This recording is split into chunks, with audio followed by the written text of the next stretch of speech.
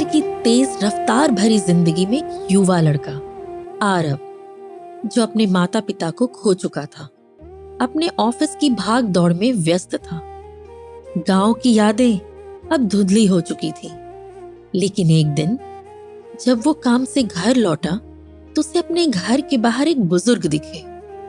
ये गांव के ही राम काका थे। अरे बेटा आरव, तू आ गया। मैं कब से तेरी राह देख रहा था। राम काका, आप यहाँ कैसे? सब ठीक तो है? चलिए अंदर चलिए। काका, आप गांव से अचानक शहर कैसे? कुछ खास बात? सब ठीक तो है ना काका? कैसे बताऊं बेटा, ठीक नहीं है। तुझसे बहुत जरूरी बात करनी थी। ऐसी क्या बात हो गई काका? आप इतना परेशान क्यों लग रहे हैं? तेरे माँ बाप का सपना था गांव में स्कूल बनाने का। वो जमीन जो उन्होंने गांव के बच्चों के लिए खरीद रखी थी, अब किसी और की हो गई है। क्या? ये कैसे हो सकता है काका? वो जमीन हमारी थी। बेटा, सरकार की शर्त थी कि 5 साल में स्कूल नहीं बना तो जमीन किसी और को दे दी जाएगी, और अब वो एक बिल्डर के हाथ में चली गई है। कौन है वो? किसने हक छीन लिया हमारे गांव के बच्चों का?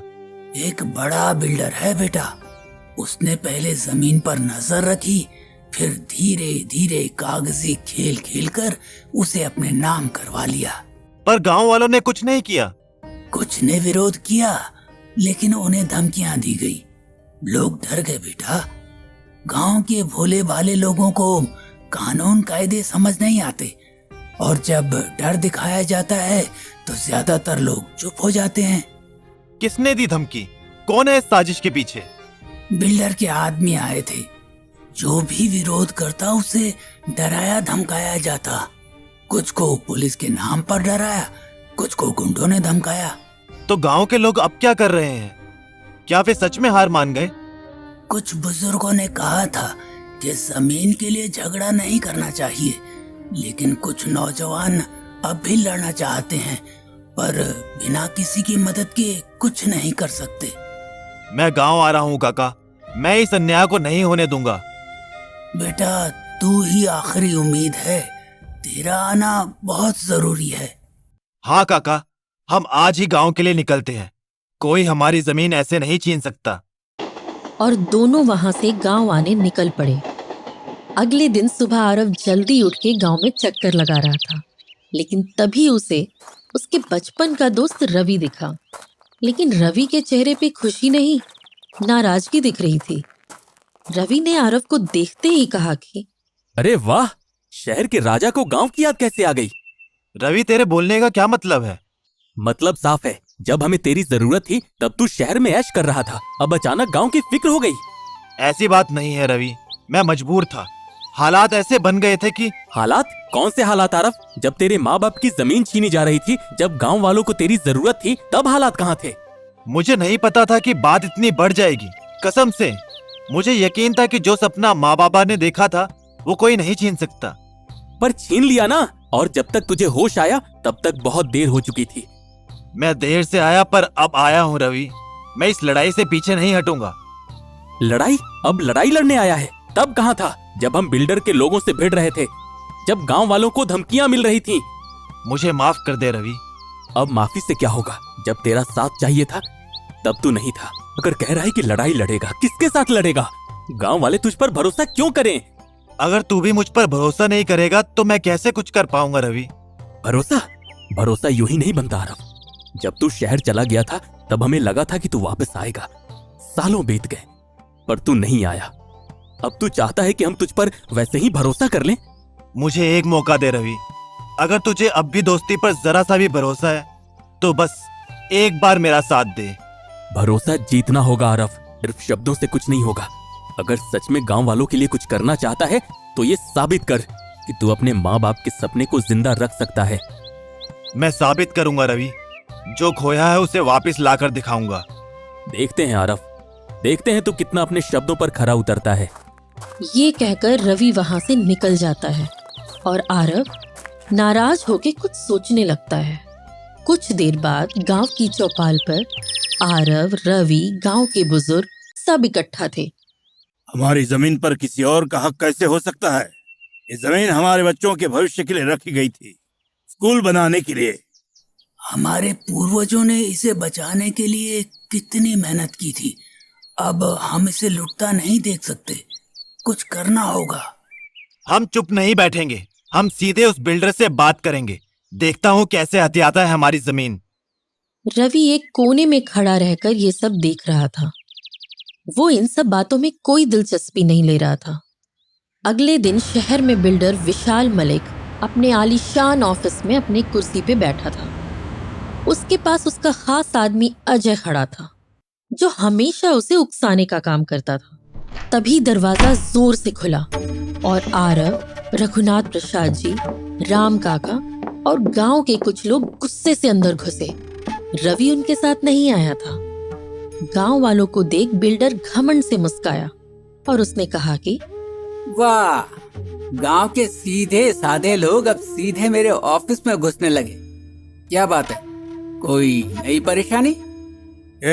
हम परेशानी बताने नहीं, अपनी जमीन वापस लेने आए हैं। तूने धोखे से जमीन अपने नाम करवाई है। अरे वाह, अब कानून सिखाने आए हो। 5 साल तक वो जमीन खाली पड़ी थी, कोई देखने वाला नहीं था। मैंने जो किया कानूनी तरीके से किया, अब वो मेरी है। कानून? तुझे कानून की कितनी परवाह है ये पूरा शहर जानता है। तूने जमीन हड़पने के लिए कागजों में हेरफेर की है। ज्यादा चालाक बनने की कोशिश मत करो। मेरे पास पैसा है, ताकत है, नेता है, पुलिस है, तुम कर क्या सकते हो? तभी अजय धीरे से बिल्डर के कान में फुसफुसाया कि सर, इन गांव वालों को हल्की में मत लीजिए। ये अगर यहाँ तक आए हैं तो कोर्ट भी जा सकते हैं। इनको सबक सिखाना जरूरी है। विशाल मलिक कुछ सोचते हुए मुस्काया और उसने गांव वालों से कहा कि ठीक है, मैं एक शर्त रखता हूँ। अगर तुम लोग 1 महीने में 25 लाख रुपए ला सकते हो तो जमीन ले लो, वरना ये मेरी रहेगी। गांव वालों के चेहरे एकदम उतर गए। हम तेरी शर्त नहीं मानते। हम अपनी जमीन किसी भी हालत में तुझे नहीं देंगे। मेरे पास बड़े बड़े अफसर बैठे हैं, तुम लोगों का एक भी केस आगे नहीं बढ़ेगा। तुम सबको इसका अंजाम भुगतना पड़ेगा। तू हमें धमका रहा है। देख लेना, हम कोर्ट तक जाएंगे। कोर्ट? तुम्हारे पास वकील करने के पैसे भी हैं। तुम लोग सब हारे हुए हो, मान लो। तूने हमें गरीब समझकर कमजोर समझा है। हम अपनी जमीन के लिए आखिरी दम तक लड़ेंगे। देखता हूँ तू कैसे इसे हड़पता है। तुम सबको इसका अंजाम भुगतना पड़ेगा।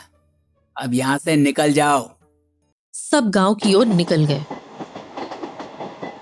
ये मेरी जिंदगी की आखिरी जमा पूंजी है। ये स्कूल बनेगा तभी हमारे बच्चों का भविष्य सुरक्षित रहेगा। रामू काका, आप बहुत बूढ़े हो चुके हैं। ये पैसे अपने लिए रखिए, आपको जरूरत है उसकी। हाँ मुखिया जी, अब इन पैसों का मेरे लिए कोई मतलब नहीं, लेकिन इस गांव के बच्चों के लिए बहुत मायने रखते हैं। तभी एक बुजुर्ग महिला सीता काकी भी आगे आई। बेटा, मेरे पास ज्यादा कुछ नहीं, पर जो है वो दे रही हूँ। मेरे पोते को इसी स्कूल में पढ़ना है। दादी, ये आपके लिए बहुत जरूरी है, इसे मत दीजिए। बेटा, इस उम्र में मुझे पैसे का क्या करना। मेरा सपना है कि मेरे पोते को अच्छी शिक्षा मिले और वो सपना इसी स्कूल में पूरा होगा। गांव वालों के चेहरे पे गर्व और सम्मान के भाव थे। यह एक गांव की ताकत थी, जहां हर कोई एक दूसरे के लिए खड़ा था। हफ्ते बीतते गए। किसी ने अपनी जमीन बेच दी तो कोई अपनी पालतू बकरी बेच रहा था। किसी ने अपने गहने बेच दिए तो किसी ने अपनी जमा पूंजी ला कर दी। लेकिन फिर भी पूरे पैसे इकट्ठे नहीं हो रहे थे। महीने के अंत तक केवल 7 लाख रुपए ही इकट्ठे हो पाए।